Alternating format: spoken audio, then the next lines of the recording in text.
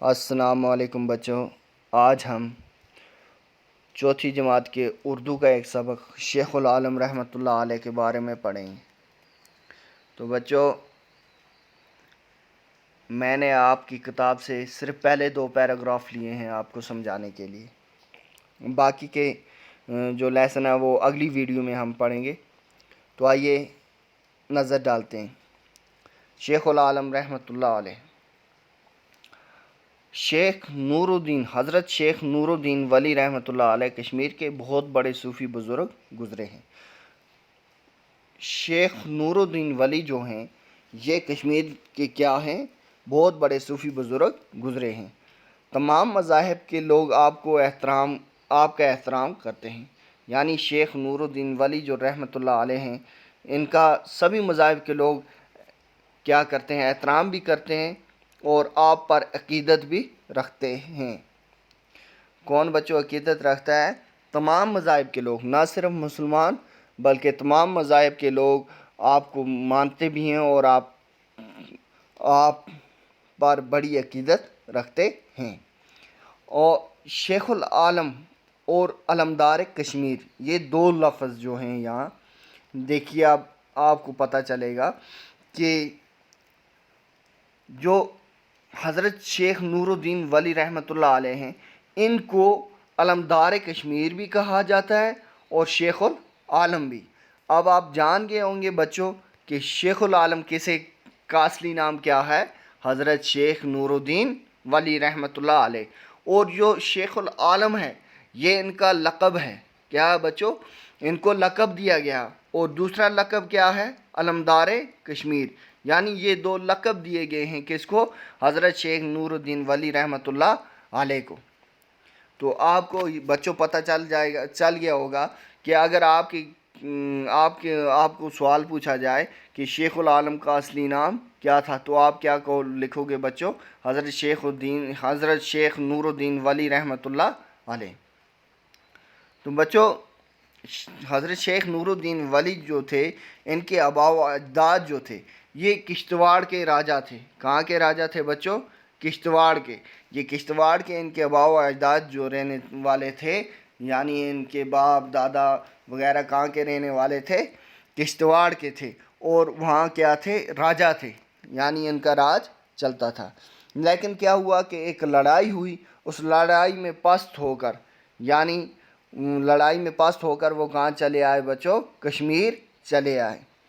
تو کشمیر جب آئے تو وہاں کے راجا، جو کشمیر کا راجا تھا، اس نے انہیں کیا کیا؟ روپاون کا علاقہ جاگیر میں دے دیا۔ اور اسی خاندان، یعنی انہی کے خاندان کا ایک اور شخص تھا جس کا نام تھا سلر سنس۔ کیا نام تھا بچوں؟ سلر سنس۔ سلر سنس اس زمانے کے نامور بزرگ سید حسین سمنانی، کس کے؟ سید حسین سمنانی کے ہاتھوں کیا ہوئے تھے؟ مسلمان ہوئے تھے۔ یعنی یہ پہلے ہندو تھے سلر سنس، اور پھر سید حسین سمنانی رحمۃ اللہ علیہ کے ہاتھوں کیا ہوئے؟ مسلمان ہوئے، اور بہت عرصہ تک ان کی تربیت میں رہے۔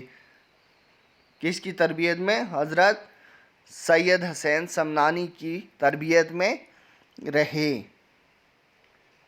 اور بعض لوگوں کا یہ بھی خیال ہے کہ سلر سنس نے یاسمن رشی کے پاس جا کر اسلام قبول کیا، لیکن کچھ لوگ جو ہیں ان کا یہ کہنا ہے کہ سلر سنس نے کس کے پاس جا کر اسلام قبول کیا؟ یاسمن رشی کے پاس اسلام قبول کیا۔ یاسمن رشی نے ان کا نام شیخ سلار الدین رکھا۔ ان کا نام کیا رکھا؟ شیخ سلار الدین۔ اب پہلے ان کا نام کیا تھا؟ سلر سنس، اور ان کو مسلمان، یعنی ان کی سید حسین سمنانی کے ہاتھوں مسلمان ہوئے، انہی کی تربیت میں رہے۔ لیکن کچھ لوگ کہتے ہیں نہیں جی، وہ یاسمن رشی کے ہاتھوں مسلمان ہوئے، اور یاسمن رشی نے ان کا نام کیا رکھا؟ سلار الدین رکھا۔ اور ان کی شادی، یعنی سلر سنس جن کا اب نام کیا تھا؟ سلار الدین، ان کی شادی صدرہ نام کی ایک لڑکی سے طے کر دی۔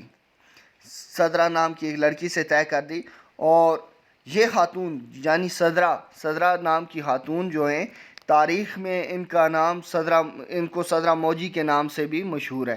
ان کا نام کس سے مشہور ہے؟ صدرہ موجی کے نام سے بھی مشہور ہے.